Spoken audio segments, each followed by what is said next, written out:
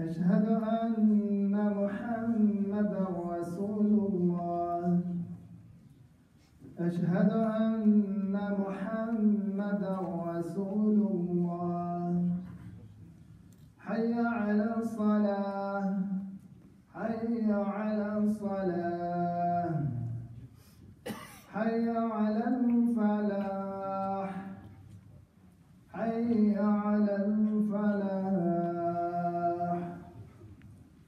الله أكبر الله أكبر لا إله إلا الله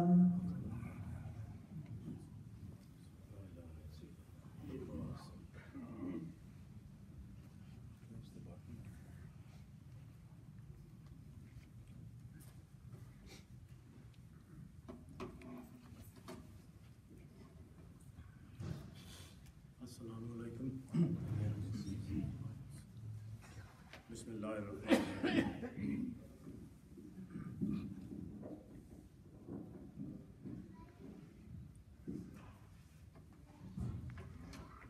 Innal hamdalillah nahmaduhu wa nasta'inuhu wa nastaghfiruhu wa na'udzu billahi min shururi anfusina wa min sayyiati a'malina. Ya ayyuhallazina amanu ittaqullaha haqqa tuqatih wa la tamutunna illa wa antum muslimun.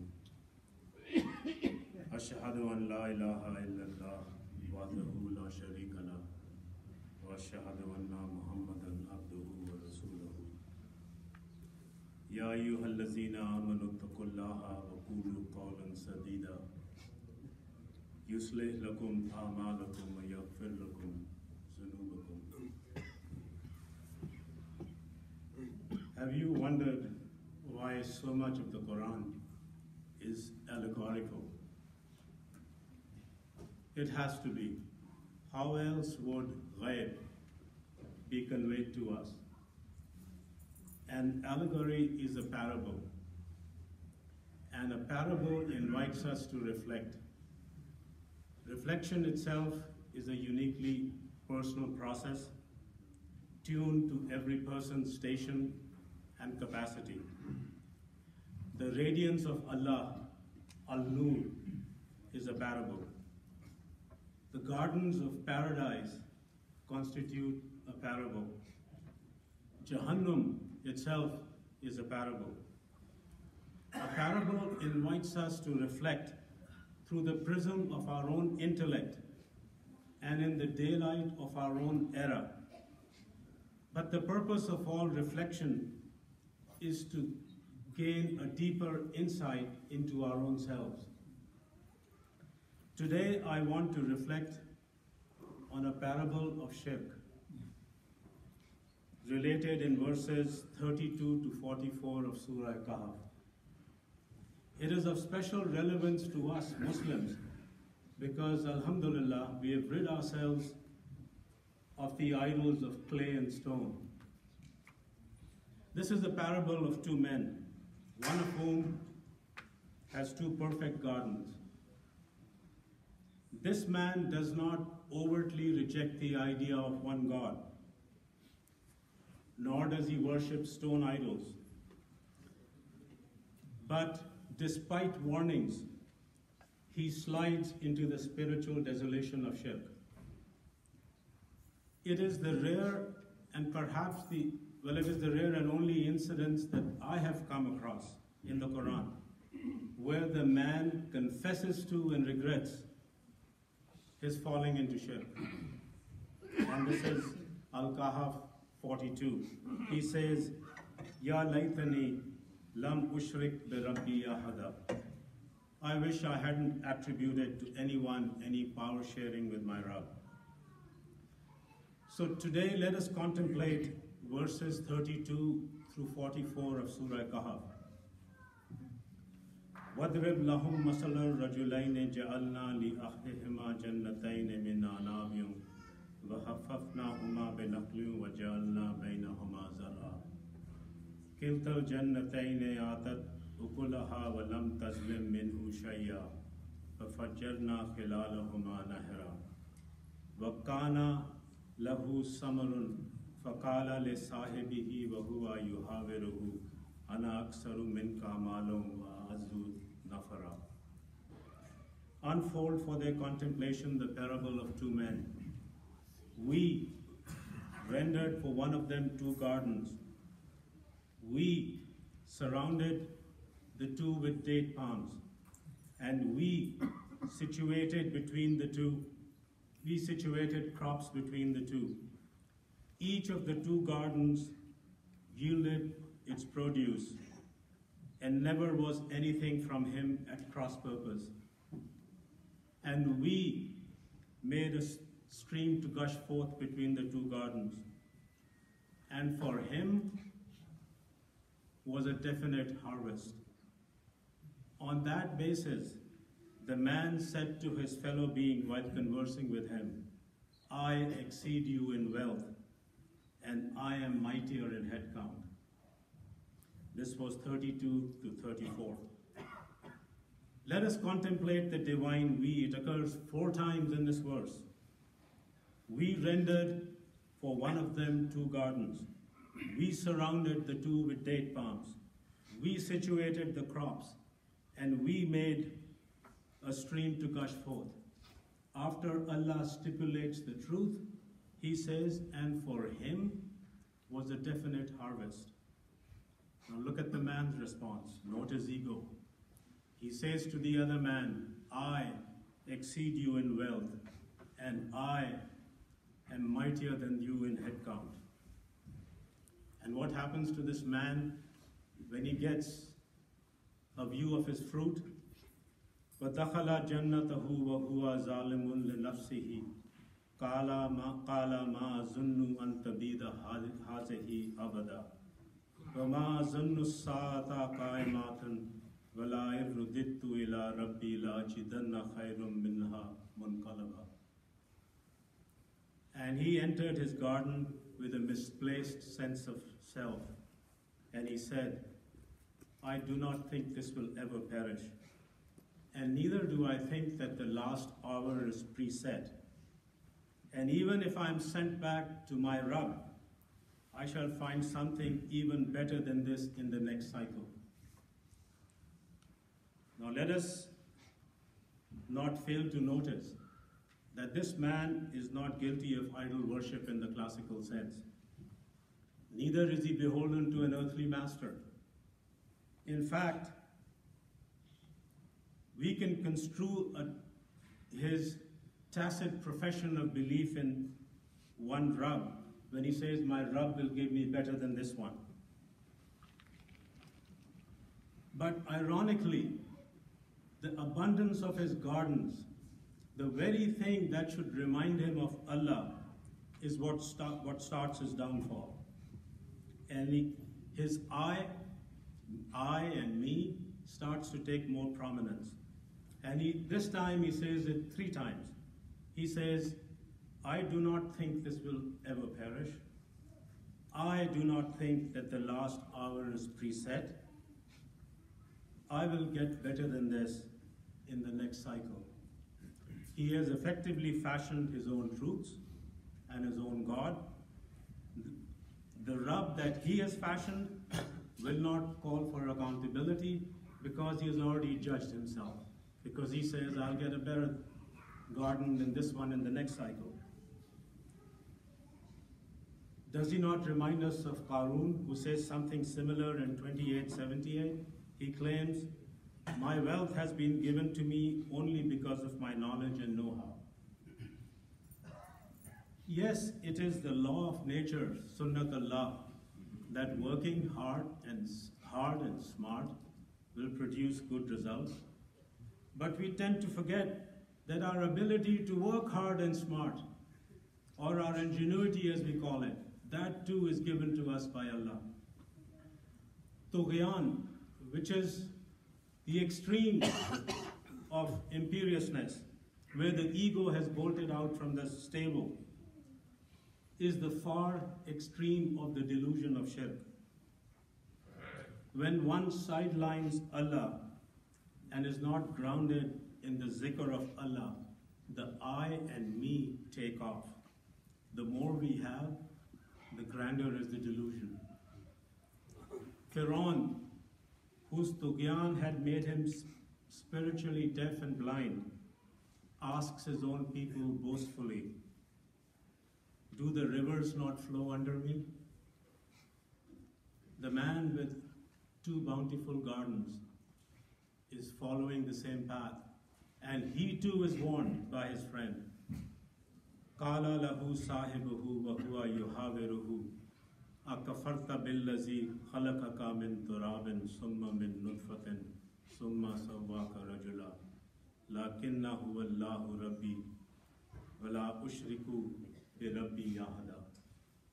And his fellow being said to him as he contended with him, "Are you ungrateful to him who has created you from dust, then from a drop of sperm, and then he has shaped you into a man? But as for myself, He, Allah, is my sustainer, and I do not attribute powers to any alongside my sustainer." His fellow man, let's call him the Hanif, reminds the rich man how he got to where he is. We all start the same, without any significance to ourselves. The Hanif ties his own security and significance entirely to his Rabb, while the man who is mesmerized by his fruit, he ties his security and significance to his harvest. So how should we view the harvest of life? وَلَوْلَا إِذْ دَخَلْتَ جَنَّتَكَ قُلْتَ مَا شَاءَ اللَّهُ لَا قُوَّةَ إِلَّا بِاللَّهِ إِن تَرَنِي أَنَا أَقَلَّ مِنْكَ مَالًا وَوَلَدًا فَعَسَىٰ رَبِّي أَن يُؤْتِيَنِّي خَيْرٌ مِّن جَنَّتِكَ وَيُرْسِلَ عَلَيْهَا حُسْبَانًا مِّنَ السَّمَاءِ فَتُصْبِحَ صَعِيدًا زَلَقًا أَوْ يُصْبِحَ مَاؤُهَا غَوْرًا فَلَن تَسْتَطِيعَ لَهُ طَلَبًا. Why had you not sent? Why had you not said? And it should not be said, it should be, why had you not realized when you entered into the garden, whatever there is what Allah has willed. There is no power save with Allah. If you view me lesser than you in wealth and offspring, then such too is possible, that my Rabb gives me something better than your garden, or He sends upon your garden a calamity from the sky, so that in a day's turn it becomes slick soil, or in a day's turn its water sinks deep, such that you are unable to fetch it. There is no power save Allah. La quwwata illa billah. Sidelining this truth is shirk. Shirk is also to misattribute our own significance to anything or anyone other than Allah. Worldly status is bound to change, and this ayah tells us by 3 mechanisms: annihilation by a cataclysmic force of nature, shift of status to another, or the declining of our own abilities. And do we forget that some of us are rich only because some of us are poor? He willed it so. Doesn't the rich man who nurtures the delusion of self-superiority or claims entitlement, in effect ascribing a lesser God to people he considers lesser than him? Dissociating God from our condition, or to consider our condition permanent, is to fall into the falsity of shirk. The difference between the 2 men is that the Hanif sees life through the prism of faith, and the man with 2 gardens, he sees faith through the prism of life. And then comes the inevitable turn of change. وَأُحِيطَ بِثَمَرِهِ فَأَصْبَحَ يُقَلِّبُ كَفَّيْهِ عَلَى مَا أَنفَقَ فِيهَا وَهِيَ خَاوِيَةٌ ala urushiha wa yaqulu ya laytani lam ushrik bi rabbi ahada wa lam takul lahu fiyatun yansurunahu min dunillah wa ma kana muntasira wa nalikal walayatu lillahi al-haq huwa khairun sawaban wa khairun uqba. And his fruit came under siege, and there he was facing a new phase, wringing his hands over all that he had invested in it. Here now it was, wasted at its roots, and he lamented, "Oh, would that I had not attributed the divine powers of my sustainer to anyone." And not was there for him a band of men to help him besides Allah, nor was he capable of helping himself. For thus it is, the true protective power belongs to Allah alone, the unchanging reality. He is the best to grant reward and the best to determine what is to be. Note again, it is not that this man who confessed to shirk did not expend his effort or money. He did. But it is also to be remembered that what we expend is given to us by Allah. And make another note, we need not feel sorry for this mushrik.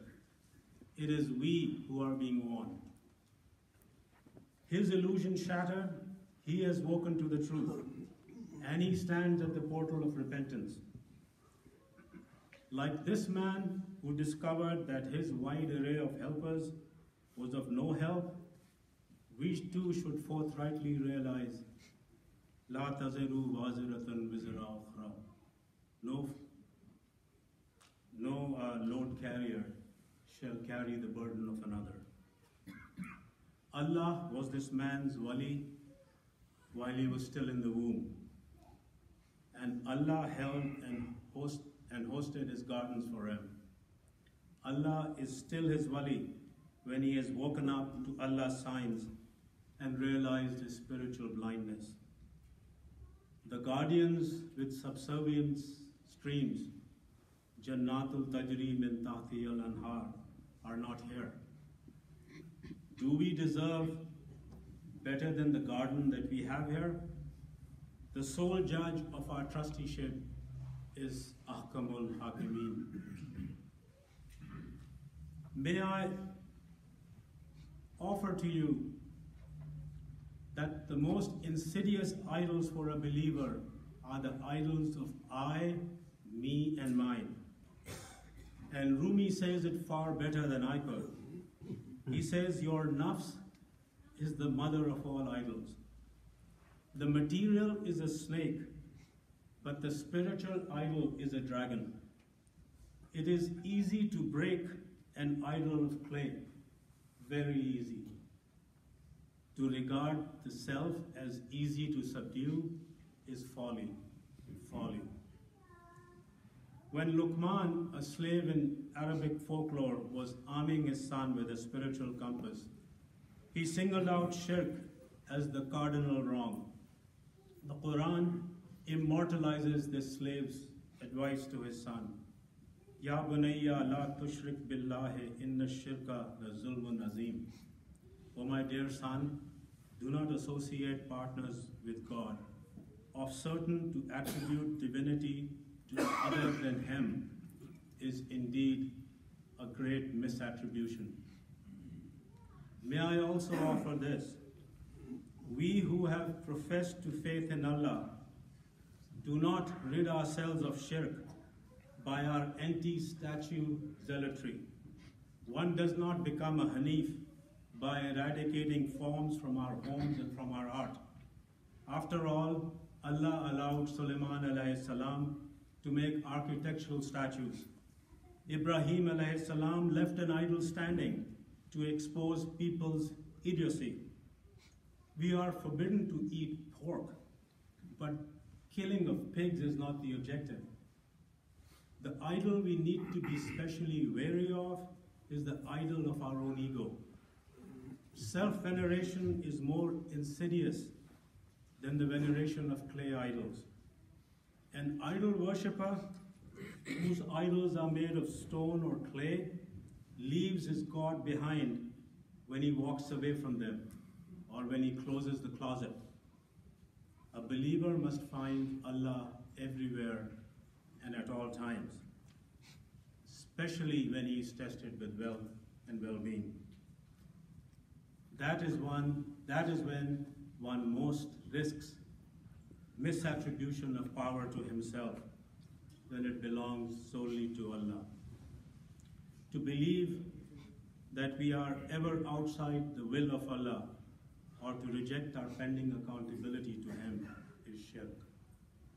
أقولي قولي هذا واستغفر الله لي ولكم ولسائر المسلمين.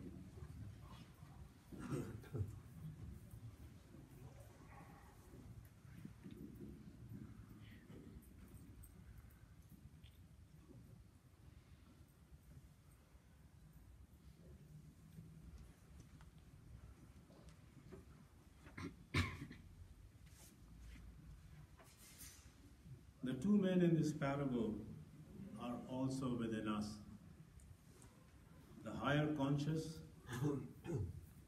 al-nafs al-lawama, and the lower self of the ego and its raw instincts, al-nafs al-amara.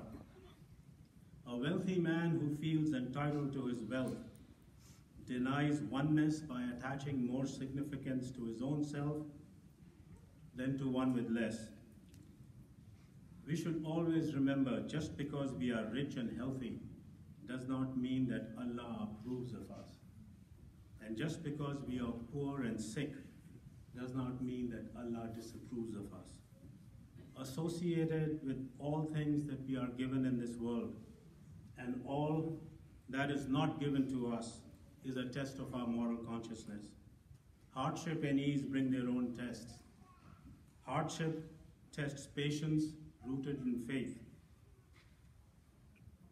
Ease tests humility, our commitment to our faith, and our vigilance against shirk. We do not exist on our own. We are hosted by Allah's universe. Our creativity is also hosted by Him. The materials provided to us are hosted by Him. The tools facilitated are hosted by Him. For all the physical change that we bring during our lifetimes, we will leave without adding an extra atom to His universe. The false notions of self-sufficiency and superiority lead us to the bottomless pit of shirk, where the I becomes more prominent than He. We must remember that our delusion of being favored by God for our worldly wealth is just that, a delusion. Worldly wealth is always a test. Kullu man alayha fan wa yabqa wajhu rabbika zul jalali wal ikram. All whatsoever there is upon it is its inevitable demise, and to remain forever is the face of thy Rabb, the owner of all majesty and largesse. La quwwata illa billah. A believer who, like Ibrahim alayhi salam, has come not to love things that set, should have a sense of what the Prophet sallallahu alaihi wasallam meant when he said, the world is a believer's prison and the unbeliever's paradise. I repeat, this is from Sahih Muslim 2956.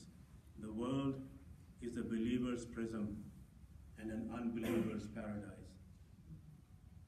Inna Allaha wa malaikatahu yusalluna ala nabi ya ayyuhallazina amanu sallu alayhi wa sallimu taslima. It is of the truth that Allah as an angel shower blessings upon the Prophet. O believers, send blessings upon him and acknowledge him with prayers of peace. Allahumma salli ala Muhammad wa ala ali Muhammad kama sallaita ala Ibrahim wa ala ali Ibrahim innaka Hamidum Majid. Allahumma barik ala Muhammad wa ala ali Muhammad kama barakta ala Ibrahim wa ala ali Ibrahim innaka Hamidum Majid. Ya ibadallah, inna Allah ya'muru bil adli العدل والإحسان وإيتاء ذي القربى وينهى عن الفحشاء والمنكر والبغي يعظكم لعلكم